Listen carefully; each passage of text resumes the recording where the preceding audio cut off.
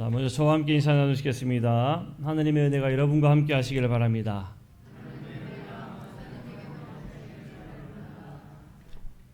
오늘은 성령 강림후 제11주가 됩니다. 특별히 이번 한 주간 동안 부활하신 주님이 우리 막힌 문제를 해결하여 주시고 또 매여있던 것에서 자유하게 하시는 그런 놀라운 은혜가 함께 하시기를 간절히 축복합니다. 2009년도에 있었던 일입니다. 2009년도 1월 15일에 USA에 있는 에어웨이즈 1549편 항공기가 새 대와 충돌하게 됩니다. 새 대와 충돌해서 양쪽의 엔진이 동시에 꺼졌어요. 당시의 기장은 체슬리 설렌버거라는 사람이었는데 당시 규정대로 따른다고 한다면, 절차대로 하면은 이 두 엔진이 꺼져서 비행기에 문제가 생겼을 때는 어떻게 해야 되느냐? 가장 가까운 공항으로 이동해서 비상 착륙을 해야 하는 게 당시의 규정이었습니다. 그런데 이 기장이었던 체슬리 셀렌버거가 판단하기에는 당시에 이 두 엔진이 꺼졌을 때에 가장 가까운 공항으로 이 비행기를 운항해서 갈 수 없다라고 판단을 했어요. 그때 당시에 몇 명의 승객들이 타고 있었는가 하면 155명이라는 이 승객들이 비행기에 타고 있었습니다. 그래서 이 기장 체슬리 설렌버거는 결단을 해야 됐습니다. 이 비행기를 어떻게 할 것이냐. 물론 체크리스트를 보면서 그 규정대로 다 이행을 합니다. 비행기에 새 대와 충돌했을 때, 엔진이 꺼졌을 때에 비행기 매뉴얼에 있는 대로 모든 것들을 다 이행해요. 그럼에도 불구하고 비행기는 회복되지 못했고 이제는 추락할 일만 남았던 겁니다. 그래서 이 기장이 판단하기에 어떤 일을 했느냐, 가까운 공항으로 갈 수 없어서 그는 규정을 벗어나서 가장 가까운 공항이 아닌, 그때 당시에 그 비행기가 날고 있었던 가까이에 있는 허드슨 강이라는 곳에 비상 착륙을 하게 됩니다. 그래서 강에 비상 착륙을 해서 이 에어웨이즈 1549편 항공기는 아주 안전하게 그 강에 착륙할 수가 있었고 155명의 모든 승객들은 모두 다 목숨을 그대로 부지할 수가 있었습니다. 이 사실을 가지고 영화로 만들기도 했습니다. 허드슨 강의 기적이라는 영화가 있는데 이 영화를 보게 되면 당시 기장이 그들의 원래 있던 규정을 어겼기 때문에 상당히 곤란한 상황에 처하는 그런 내용을 다루고 있어요. 네, 여러분, 이 이야기는요, 만약에 이 기장인 체슬리 설렌버거가 규정대로 가장 가까운 공항으로 비행기를 몰았다면은 어쩌면 155명이라는 이 기장 포함해서 모든 이 비행기 타고 있던 사람들은 살아있지 못할 수도 있었습니다. 그러나 이 기장이 생각한 것은 규정이 아니라 어떻게 하면 이 사람들을 살릴 수 있을까를 먼저 생각했다는 겁니다. 때때로는 규정이 사람을 살리지 못할 때가 있습니다. 사실 우리가 규정이라는 것을 정해놓는 것은 모두가 함께 살고 이익을 위해서 잡아놓은 것이지만, 그러나 꼭 그 규정이 모든 사람을 살리는 것은 아니다라는 것을 우리에게 말해준다는 거예요. 사랑하는 성도 여러분, 오늘 우리에게 주는 이 성서 일과의 본문을 보면 성서 일과 속에서 나타나는 본문들은 하나님 앞에 드리는 안식일과 그리고 금식하는 것에 대한 이 형식적인 부분, 이러한 것들을 연관지어서 우리에게 말해주고 있는 본문들입니다.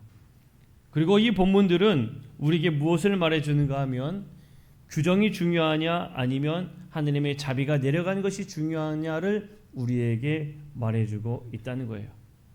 그럼 우리가 먼저 이사야에 있는 본문을 먼저 살펴보며 우리가 함께 은혜를 나누기를 원합니다. 이사야의 본문에 보게 되면 이사야 우리가 함께 읽은 58장 9절에서 14절까지의 말씀은 하느님 앞에 금식하는 자의 모습, 그 금식의 참된 모습이 무엇인가를 우리에게 말을 해주는데, 우리가 함께 읽었던 58장 9절에 보면 그 요약적으로 이렇게 이야기합니다. 네 가운데에서 멍에와 손가락질과 악한 말을 제하여라, 이렇게 이야기를 하고 있어요. 그리고 이어서 10절 말씀에 줄인 자에게 네 심정을 나누고 고난당하는 자의 마음을 만족하게 해 주어라. 이것이 금식의 참된 내용이다라고 말해줍니다. 그렇게 한다면 하나님이 약속을 주시겠노라고 이어서 말해주고 있는데, 이사야 58장 10절에 보면 뭐라고 이야기하냐면 네 빛이 어둠 중에도 떠오르게 될 것이다 라고 말하고 있고, 11절에서는 여호와가 너를 항상 인도하여 너는 물된 동산 같을 것이다 라고 말하고 있고, 이어서 12절에서는 오래 황폐된 곳들을 다시 세울 것이다 라고 약속하고 있는 말씀을 보게 됩니다. 자, 다시 한 번 더 종합해 보면 너희들의 멍에와 손가락질과 악한 말을 제하고 줄인 자에게 심정을 나누고 고난당하는 자에게 만족함을 준다면 내가 너희에게 네 빛이 어둠 중에 또 떠오르고 너를 항상 인도하고 너는 물된 동산 같게 될 것이고 오래 황폐된 곳들을 다시 세우는 은혜를 줄 것이다 라고 약속하고 있다는 거예요. 그런데 이 약속의 끝을 바라보게 되면 이 약속의 끝이 어디에 연결 지어지느냐, 13절부터 14절의 말씀을 보면 바로 안식일과 결부되어 있음을 보게 됩니다. 참된 금식의 모습, 그리고 그로 인해 하나님의 약속은 바로 안식일과 연결 지어진다라고 볼 수 있는 거예요. 그리고 말씀을 보게 되면 안식일을 즐거움이라 이야기하게 될 것이고, 네 길을 행하지 아니하며 네 오락을 구하지 아니하며 사사로운 말을 하지 않는다면 여호와 안에서 즐거움을 얻을 것이다 라고 말하고 있습니다. 자, 그런데 저는 여기에서 58장 9절 우리가 함께 읽은 말씀에 멍에, 손가락질, 악한 말, 이것을 도대체 우리에게 무엇을 말해주고 있는 의미인가를 보고자 합니다. 먼저 멍에라는 것을 원어적 의미로 보게 되면 이 원어는 모타라는 단어인데, 모타의 의미는, 원어적 의미는 멍에의 가루장, 멍에의 막대, 이렇게 해석이 되어져요. 레위기 26장 13절에서도 같은 어근으로 쓰여지는데 너희 멍에의 빗장을 꺾으셨다, 이렇게 표현하고 있습니다. 우리가 멍에하면은 우리가 어떻게 생각할 수가 있습니까? 멍에하면은 짐으로 생각할 수가 있어요. 그런데 오늘 본문에서 이야기하는 멍에는 단순한 짐이 아니다라고 말하고 있는 겁니다. 우리에게 말해주고 있는 멍에는 단순한 짐이 아니라 다른 누군가를, 타인을 얽매는 구조적인 압제, 구조적인 착취, 이러한 장치를 의미하고 있는 거예요. 즉 너희 공동체 한복판에 있는 압제의 장치를 거두어내라, 이렇게 말하고 있는 겁니다. 이것은 단 한 사람 개인적 선행을 넘어서 말해주고 있는 의미예요. 여러분, 이거를 지금의 표현을 한번 이렇게 이야기할 수 있을지도 모르겠습니다. 너희들 공동체 가운데 들어오려거든 어떠한 조건이 있다고 말하지 말아라. 너희들 공동체에 하고자 하는데 어떠한 자격이 있다고 말하지 말아라. 그러한 조건과 자격을 모두 다 거두어 내라. 이게 하나님이 우리에게 주시는 말씀이라는 겁니다. 예전에 어떤 이런 이야기가 있습니다. 노숙하던 어떤 사람이 주님의 날, 주일에 교회를 가고 싶은 거예요. 나도 한번 교회 가자 하고 교회를 갔는데 이 교회 문 앞에 턱 하고 들어서는 순간, 여러분 노숙한 사람들 가까이 한번 가보신 적 있으십니까? 가까이 가면요 냄새가 얼마나 코를 찌르는지 모릅니다. 근데 이 사람이 더럽죠, 냄새 나죠 하니까 그 안에서 그 안내 보던 사람이 당신 여기 못 옵니다, 나가주세요라고 막는 거예요. 당신처럼 더러운 사람은, 당신처럼 냄새 나는 사람은 우리 교회 올 수 없습니다. 이곳엔 당신 같은 사람이 올 곳이 못 됩니다고 내보냅니다. 그때 이 사람이 쫓겨났는데 옆에서 한 사람이 울고 있더래요. 그 울고 있는 사람에게 당신도 지금 나처럼 이 교회에서 쫓겨났습니까? 라고 이야기하니까 거기서 그 사람이 나는 예수인데 저 사람들이 나를 쫓아냈습니다 라고 이야기를 하더라는 겁니다. 이런 믿음의 공동체에서는 어떤 자격도 조건도 필요가 없습니다. 오늘 본문에서 말하고 있는 것은 너희들 공동체의 자격도 어떠한 조건도 말하지 말아라 라고 우리에게 말해주고 있는 거예요. 자, 두 번째 손가락입니다. 손가락질, 쉘라츠바라는 단어인데 이것의 의미는요 다름이 아니에요. 그냥 손가락질하는 게 아니에요. 여기에서 이 행위의 의미는 당시의 정죄나 낙인이나 조롱을 뜻하는 고대의 몸짓 언어를 의미합니다. 그러니까 누군가를 향해서 저 사람을 조롱하는 것, 그 사람을 비난하는 것, 그 사람을 정죄하는 것, 그 사람에게 상처를 주는 태도, 제스처, 그 모든 것들을 다 거두어내라, 하지 마라 라고 이야기하고 있는 거예요. 누군가 왔을 때에 그 사람의 마음에 상처를 줄 만한 행위들을 하지 마라 라고 하나님이 말씀하고 있는 겁니다. 악한 말, 나바르 아벤이라는 단어인데 이 말은 뭘까요? 악한 말. 원어적인 말에서도 악하다 이야기하니까 좋지 않은 말인 건 우리는 알겠어요. 근데 이 악한 말은 단지 욕설을 의미하는 것도 아닙니다. 그 사람을 비아냥거리는 그저 그 정도의 수준이 아니에요. 악한 말을 제하여 버리라는 이야기는 다른 누군가를 해치고 그 공동체를 틀어지게 하는 그런 모든 말들을 다 제거해라, 하지 말아라 라고 말하고 있는 겁니다. 누군가를 비방하는 이야기, 누군가를 조롱하는 이야기, 검증되지 않은 소문으로 인하여서 그 사람을 실족하게 하는 모든 이야기들, 이간질하는 모든 이야기들, 그 모든 것들을 다 겨냥해서 하시는 말씀인 겁니다. 그러니까 이사야 58장 9절의 말을 요약하자면 이렇게 얘기할 수가 있겠죠. 너의 한복판에 공동체의 모습 속에 있는 멍에 압제하고자 하는 어떤 규정이나 규율 그런 것들 다 버리라. 너희들이 하고 있는 손가락질, 정죄하는 태도들 다 버려라. 너희들이 하는 그 악한 말들, 남을 비방하고 남의 마음을 아프게 하는 그 해치는 말들을 다 제거해 버려라. 이것이 하나님이 우리에게 주시는 말씀의 의미인 겁니다. 이것이 무엇과 연관되어진다 이야기할 수 있습니까? 예배와 연관지어 이야기할 수 있는 거예요. 예배는 바로 여기에서부터 시작된다는 겁니다. 그런데 여러분 이 이야기는요 가만 보면 누구에게 돌이켜 얘기하는 거 아니냐면 이 관점은요 내 자신을 향해 관점으로 얘기할 수 있습니다. 내 자신을 바라볼 때에 내가 혹여나 누군가를 얽매고 있는 것은 아닌가, 누군가를 정죄하고 있는 것은 아닌가, 누군가를 비방하고 있는 것은 아닌가, 이런 모습들이 있다면 다 내가 먼저 그것을 벗어야 된다는 것을 말해줘요. 근데 하나님께서는 내 자신뿐만 아니라 타인을 향한 그 관점에서도 분명히 말해줍니다. 이사야 58장 10절에 보게 되면 줄인 자에게 네 심정을 동하라 라고 본문에서는 이야기하고 있는데 나누라 라는 이야기예요. 마찬가지로 말씀의 의미를 살펴보면요, 네 자신을 굶주린 자에게 기꺼이 내어주어라 라고 이야기하고 있습니다. 기꺼이 내어주어라. 그러니까 이것은 단순히 감정적인 것뿐만 아니라 너의 마음, 너의 시간, 너의 자원을 아낌없이 베풀어 주어라 라고 말해주고 있는 거예요. 괴로워하는 사람이 있다면 그 사람이 만족할 만한 충분한 일들을 너희들이 행하여라 라고 말해주고 있습니다. 결국 하나님이 원하는 모습은요 무엇이냐면, 하나님 앞에 예배하는 자는 형식적인 모습을 갖추는 것을 원하는 게 아닙니다.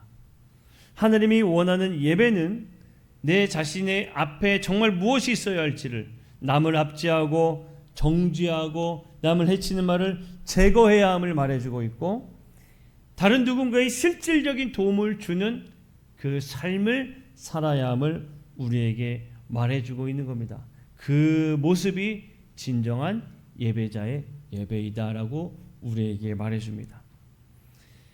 이 이야기는 사랑하는 성도 여러분, 우리가 드리는 이 예배가 지금의 이 말씀과 같은 동일한 예배자의 모습이 되어야 할 줄로 믿습니다. 하나님께서 왜 이렇게 이야기하셨을까요? 이 예배의 결과를 이야기할 때 이 예배가 즐거움이다라고 말할 것이다라고 말하고 있잖아요. 그러면 여러분, 우리가 예배할 때 즐거워야 돼요. 우리가 예배할 때 기뻐해야 돼요. 우리가 예배 드리는 게 너무나 좋아야 됩니다. 그런데요, 나는 좋은데 나로 인해 누군가가 불편하다면 그것이 정말 참된 하느님이 받는 예배가 되겠습니까? 그건 하느님이 원하는 예배가 아니라는 겁니다. 우리가 함께 모여 예배하는 이 예배는 나 한 사람을 넘어서 공동체가 모두가 함께 즐거움이라 이야기할 수 있는 예배가 되어야 할 줄로 믿습니다. 이것이 바로 하느님이 원하는 예배임을 말해주고 있는 거예요. 하느님이 기뻐하는 예배는 어떤 형식을 따라 드려지는 그 예배가 아니라 모두가 즐거움이라 말할 수 있는 그 진정한 하느님의 자비의 모습, 누군가의 아픔을 풀어주는 모습, 그 모습이 나타나는 게 진정한 예배의 모습임을 우리에게 말해주고 있습니다. 이 모습이 바로 우리가 함께 읽었던 누가복음의 말씀에 고스란히 나타납니다. 이 누가복음의 말씀은 우리 아이들과도 이야기했지만 예수님이 회당에서 가르치실 때 예수님이 18년 된 허리가 굽은 여인을 보셨고 그 여인을 부르셔서 안수하신 내용을 담고 있습니다. 여러분, 이 예수님의 행위를 아까 저희도 나누었지만 세 부분으로 나누어서 보았죠. 예수님이 첫 번째로 보셨고, 두 번째로 예수님이 부르셨고, 세 번째로 예수님이 뭐 하셨습니까? 안수하셨습니다. 여러분, 이 모습이요 바로 예배에 우리가 누리는 예배자의 모습입니다. 죄인된 우리를 먼저 주님이 보셨고요, 죄인된 우리를 주님이 부르셨고요, 죄인된 우리가 하나님 앞에 예배할 때 안수하셔서 은혜를 베푸시는 게 예배이다라는 걸 우리에게 말해주는 거예요. 그리고 그 예배를 드린 여인은 어떻게 돌아갔습니까? 그가 굽었던 그의 문제가 해결되어졌고요, 그 여인은 하나님 앞에 영광을 올려드렸습니다. 이게 예배의 모습임을 분명히 예수님은 말해주고 있어요. 그런데 예수님이 우리에게 제하여 버려라, 규정을 벗어나라, 먼 길을 제하여라 라고 말했던 그 모습이 누구에게 나타나는가 하면 회당장에게 나타나고 있습니다. 회당장은 예수님의 이 일을 문제 삼았어요. 무엇을 문제 삼았느냐? 치료의 때를 두고 문제를 삼았습니다. 지금이 언젠데? 예수님이 치료하신 그 날은 어떤 날이었습니까? 안식일이었어요. 안식일. 당시의 규정에는 안식일에는 아무것도 하지 말아야 할 규정이 있었죠. 그런데 예수님이 이 여인을 치료하신 것은 예수님이 일을 한 겁니다. 왜 안식일에 그 규정을 지키지 않았느냐고 회당장이 문제를 삼았어요. 근데 예수님이요, 재미있는 건 이렇게 이야기하는 회당장을 향해서, 그리고 그렇게 생각하는 무리를 향해서 이렇게 이야기를 하십니다.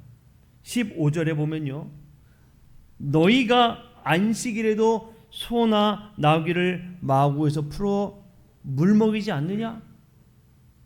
너희들은 너희들의 재산이라고 여겨지는, 귀하다고 여겨지는 소나 나귀가 마구간에서 물을 마시기 위해서 풀어주는 일을 하지 않느냐? 그런데 16절에 18년 동안 매임받은 이 여인이 이 아브라함의 딸을 안식일에 풀어주는 것이 합당하지 않겠느냐? 라고 이야기하시는 거예요. 여러분, 이것을 가만 보면 무엇이 있느냐면, 너희가 안식일에도 소나 나귀를 마구에서 풀어 물먹이지 않느냐라는 이야기는 너희들은 너희들 스스로 생각에 이익이 되는 일들은 서슴없이 행하지 않느냐, 그런데 남에게 자비를 베푸는 일은 왜 하지 않느냐라고 예수님이 말씀해주고 있는 거예요. 자, 여기에서도 예수님은 이렇게 이야기하십니다. 매임받은 이 여인을 풀어주는 게 합당하다. 매여 있는 여인을 풀어주는 게 합당하다. 규정이 사람을 얽매이는 그 날이 아니라 하느님의 자비가 사람에게 내려가는, 하느님의 은혜가 임하는 그 날이 바로 안식일이다라고 예수님이 우리에게 말해주고 있는 거예요. 두 본문은요 같은 이야기를 합니다. 멍에를 제하여라. 풀어주는 것이 합당하다. 이사야는 멍에를 제하라고 외치고 있고, 예수님은 매여 있는 걸 풀어주는 것이 합당하다고 선언하고 있습니다. 이 멍에를 제하고 풀어주는 것 합당하는 이 일은 모두 다 한 지점을 향해서 말하고 있습니다. 그것이 뭐냐? 바로 예배이다 라고 우리에게 말해주고 있는 거예요. 자비가 있는 것, 그것이 곧 하느님이 임하는 예배이다 라고 우리에게 말해주고 있는 겁니다. 사랑하는 성도 여러분, 오늘 주님께서 우리에게 말씀하시는 이 말씀의 의미를 깊이 생각하면서 참되게 예배자의 삶을 살아가는 우리 모든 성도들이 되기를 간절히 축복합니다. 하나님께서 말씀하고 있는 이 말씀을 가만 생각해 보십시오. 너희들 관계의 멍에를 끊어버려라. 너희들이 손가락질하고 너희들이 악한 말을 하고 있고 너희들이 매여 있는 그것들을 다 풀어버려라 라고 말씀하고 있습니다. 주님의 날 누군가가 결핍하여 있고 누군가 취약함을 가지고 있다면 그것에 만족함을 주는 날이 되어라 라고 말해주고 있습니다. 주님의 날 누군가 오랫동안 굽혀있는 영혼을 가지고 있다면 주님의 손길로 만족함을 누리는 예배가 될 수 있도록 너희들은 힘쓰라고 우리에게 말해주고 있다는 겁니다. 여러분, 우리의 예배는 지금 어떠한 예배가 되고 있습니까? 우리가 모두 다 주 앞에 나와 예배하며 하느님의 은혜를 간구하고 또 하느님의 은혜로 만족함을 누리고자 한다면 나 혼자만이 아닌 우리 모두가 함께 누리는 예배가 되어야 할 줄로 믿습니다. 우리 모두가 즐거움을 드리는 예배가 되어야 한다는 거예요. 그러고자 한다면 어떻게 하면 좋을지 저는 여기에서 몇 가지로만 좀 적용하여 이야기를 나누고자 합니다. 첫 번째는 말의 멍에를 끊어버리자 하는 겁니다. 말의 멍에를 끊어버리자. 누군가를 올가매고 누군가를 억제는 그런 말이 아니라 누군가에게 참 자유를 줄 수 있는 칭찬의 말을 하는 한 사람이 되자는 겁니다. 누군가를 오히려 세워주는 그 말을 하는 우리가 되자는 이야기입니다. 검증되지 않은 소문, 누군가를 비방하는 이야기를 듣는다면 그것으로 똑같이 누군가를 비방하는 것이 아니라 오히려 그 이야기를 들은 한 사람을 위해, 그 사람을 위해 기도하는 사람이 되자는 겁니다. 그 사람을 위해 1분간만 기도하는 복된 입술이 되자는 것입니다. 두 번째로는 나 혼자만 누리는 안식이 아닌 모두가 누리는 안식이 되자는 겁니다. 누군가가 어려움이 있다면 내 만족감을 잠시 내려놓고 그 어려움을 당하고 있는 그 사람을 찾아가서 예수님께서 보고 부르시고 찾아가 안수하셨던 것처럼 우리도 바라보고 그를 찾아가 그를 위해 기도하는 우리 한 사람이 되자는 겁니다. 그저 마음만으로 그 아픔을 공감한 것을 넘어서 직접 찾아가 그의 마음을 풀어줄 수 있는 우리 한 사람이 되는 복된 손길을 가지고 있는 우리의 성도들이 되기를 간절히 축복합니다. 우리는 이 두 가지를 행하여서 정말 하느님이 원하는 예배자의 삶을 살아가기를 원합니다. 말씀을 정리합니다. 사랑하는 성도 여러분, 오늘 우리에게 주시는 주님의 날 예배자의 그 모습은 그저 그냥 나와서 나 혼자 조용히 예배하는 것을 원하는 것이 아니라 모두가 함께 즐거움을 누리는 것이 참된 예배임을 우리에게 말해주고 있습니다. 혹여나 우리가 누군가를 얽매고 있다면, 누군가를 비방하고 있다면, 누군가를 정죄하고 있다면 우리는 그것을 다 끊어버리고 모두가 다 함께 기쁨을 누리고자 하는데 힘쓰는 한 사람이 되어야 할 줄로 믿습니다. 나 혼자만의 만족함이 아니라 누군가 어려움을 당하고 있다면 그 사람을 직접 찾아가서 그를 위해 기도하고 그가 필요한 것을 채워주는, 내가 있는 힘껏 도와줄 수 있는 그 한 사람이 되어야 할 줄로 믿습니다. 우리가 이런 삶을 살아간다면 주님께서 우리에게 말씀하신 것처럼 우리를 튼튼하게 하시고 우리를 인도하시고 물된 동상 같은 놀라운 은혜를 부어주실 줄로 믿습니다. 우리의 삶에 늘 하느님의 은혜가 충만한 우리 모든 성도들이 되시기를 주님의 이름을 간절히 축복합니다. 오늘 말씀을 생각하면서 우리 함께 찬양하고